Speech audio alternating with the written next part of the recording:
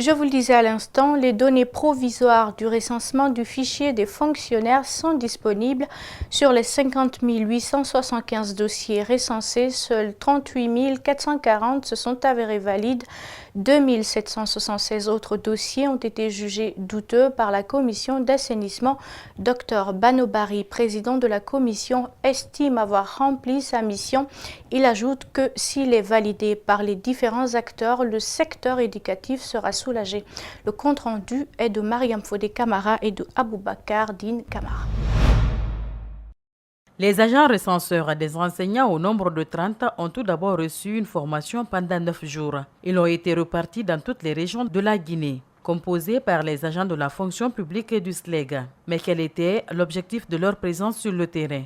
L'objectif, c'était de trouver les enseignants à leur lieu de travail pour les recenser et de prendre des informations, notamment le GPS de l'école, mais aussi des informations sur les infrastructures et sur les effectifs des élèves. Au terme de 40 jours, et chaque jour, les agents de recensement avaient des dominos, un domino par groupe, qui leur permettait le soir venu de se connecter et d'envoyer les données directement au niveau du serveur qui se trouve à Conakry.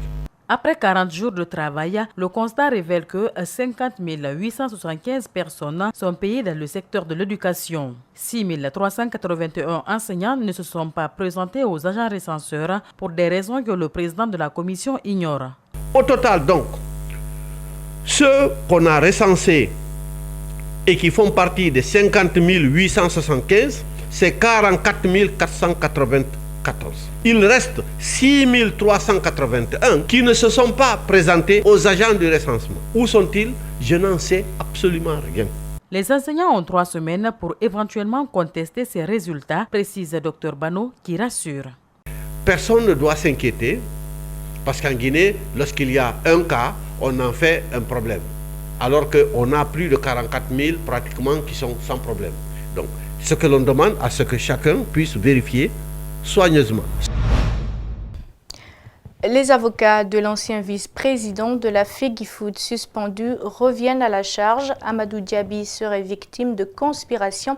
C'est ce que du moins ses avocats ont tenté de faire comprendre ce samedi lors d'une conférence de presse. La commission d'éthique a pourtant tranché. Le prévenu a été astreint au paiement d'une somme de 25 000 €. Il est aussi interdit de toute activité sportive au niveau national pendant 7 ans. Ses avocats estiment que la vérité n'a pas été dite. Nous allons en savoir plus avec Al-Gassimou Yaliba et Ibrahim Assori Kamara. Accusé de corruption, Amadou Diaby a finalement été suspendu ce vendredi. La commission éthique de la FEGIFOOT confirme ainsi sa première suspension provisoire. La sanction est lourde, interdiction d'exercer toute activité sportive pendant 7 ans et une amende de 25 000 €.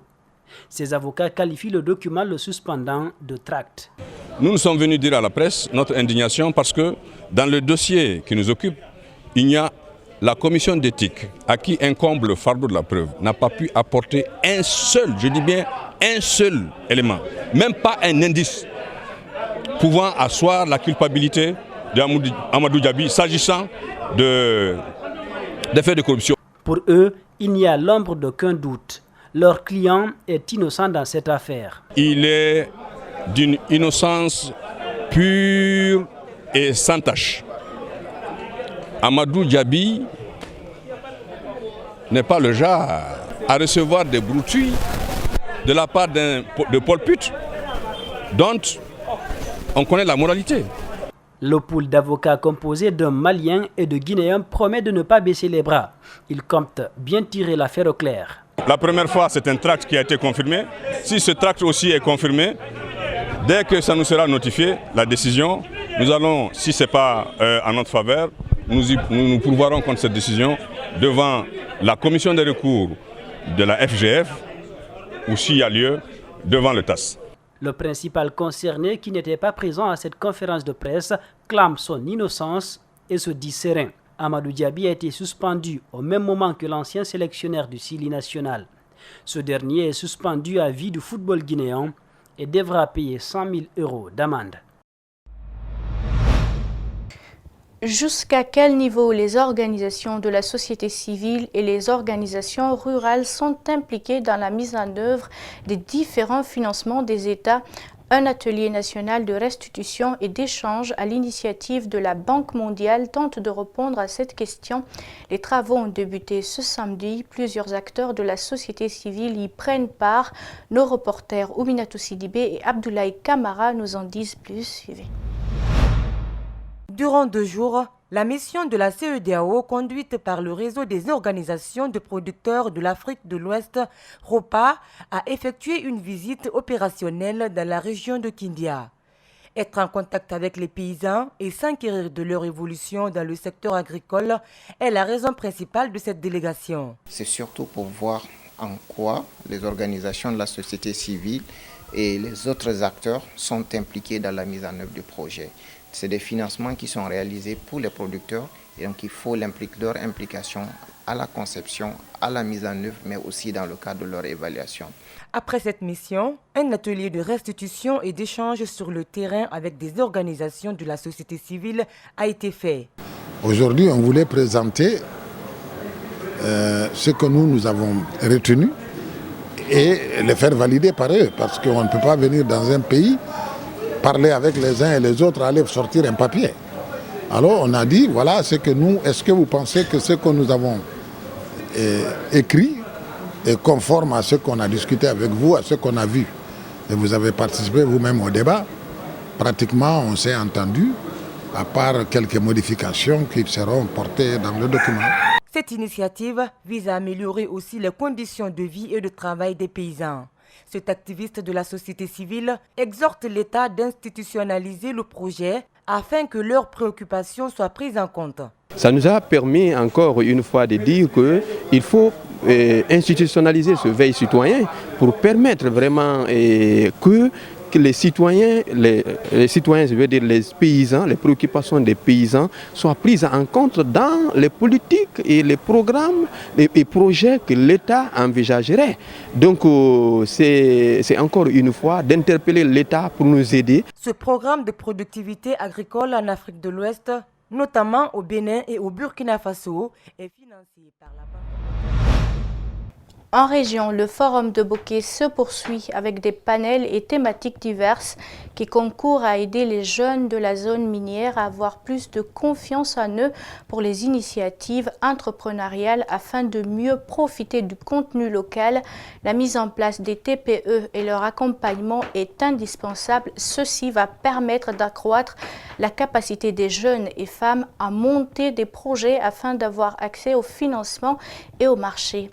Alpha Omar Campo et Salifou Lifosissé étaient de la partie. Comment profiter de l'opportunité de la présence des sociétés minières pour les jeunes de Boké? Comment faire des TPE et donner accès au financement pour les jeunes? Les questions étaient pertinentes pour cette deuxième journée du Forum des jeunes de Kakandé. Le formateur consultant invite la jeunesse à plus d'action. Je pense déjà que le forum est une belle initiative qui amorce une démarche qui va vers le sens de l'entrepreneuriat. Je pense que le premier frein, c'est une prise de conscience des opportunités que Boké offre à ces jeunes. Et ces jeunes devraient prendre cette responsabilité de s'assumer. En soutenant ce forum, la Société navale de Guinée pense que l'État devrait aider les jeunes à avoir un centre de formation pour un renforcement des capacités. Le transport maritime, c'est une activité où on produit beaucoup d'argent, mais qui n'est pas connue des Guinéens. C'est pourquoi, jusque maintenant, même sur le plan de formation, il n'y a pas un centre d'éducation en République de Guinée où on forme, où il y a ce qu'on appelle la formation en transport maritime. Ce forum est aussi un rendez-vous d'échange pour les jeunes entrepreneurs, mais aussi un lieu d'exprimer les défis. Surtout, ce forum pour moi est un rendez-vous de savoir qui permet aux jeunes de savoir que Boké est une opportunité et que les jeunes de Boké ont besoin d'accompagnement. Mais je crois que ces accompagnements ne peuvent pas venir s'il n'y a pas de projet préconçu, analysé et bancable. Aujourd'hui, en tant qu'entrepreneur, je sais qu'il y a des difficultés d'accès au marché je sais qu'il y a des difficultés d'accès au financement, je sais aussi qu'il y a des difficultés même de concrétisation des projets. Au sortir de cette rencontre, des recommandations seront formulées et il appartient au comité de s'assurer de la mise en œuvre de ces différentes recommandations. Dans le même siège, en marge du Forum des jeunes de Bokeh, le ministre des Mines et de la Géologie a procédé à une remise de cadeaux aux lauréats aux différents examens de la préfecture, un acte qui vient booster et encourager les élèves à plus de vigueur dans les études. Le compte-rendu est assuré par Abdoulaye Keïta et Salifouli Fossissé. 16 lauréats au total. Les kits sont composés de frais de tennis scolaire, des accessoires scolaires pour la rentrée en 7e année, un ordinateur portable, 1 million de francs guinéens, une clé de connexion Internet et un dictionnaire. Voici le cadeau des lauréats du BEPC et du baccalauréat, y compris l'option franco-arabe. Amara Somparé, ministre de l'Information et de la Communication, au nom de son homologue des Mines, a voulu expliquer ce geste. Mais c'est une première dans l'histoire de Bokeh et du Kakandé et je crois que le ministre des Mines, au nom du chef de l'État bien entendu, a fait la même remise dans la préfecture de Sigiri. Et tout cela pour saluer en fait l'excellence que nous voulons cultiver au sein de la jeunesse. Les bénéficiaires sont satisfaits de cette donation et s'engagent à faire plus dans la suite de leur parcours scolaire et universitaire. Je suis très heureux et très content et je remercie toutes les personnes qui ont pensé à faire ce cadeau. Et je remercie aussi sincèrement monsieur le professeur Alpha Condé et je remercie tout le monde. Je suis très content aujourd'hui. Je pense que je vais faire plus que ça. Je crois, je suis certaine.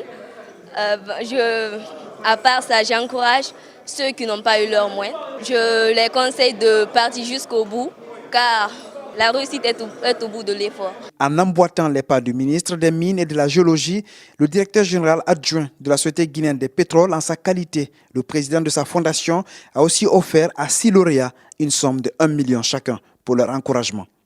C'est des jeunes qui sont privés de leur temps, ils ont laissé les jeux et aussi ils sont sacrifiés pour l'année scolaire. Je pense qu'il faut les encourager. Il faut créer un climat d'émulation entre les jeunes pour les permettre de s'exprimer en majuscule dans le cadre de leur projet scolaire. Il faut dire que ce forum vient d'ouvrir les portes d'un élan de développement et de soutien au système éducatif guinéen.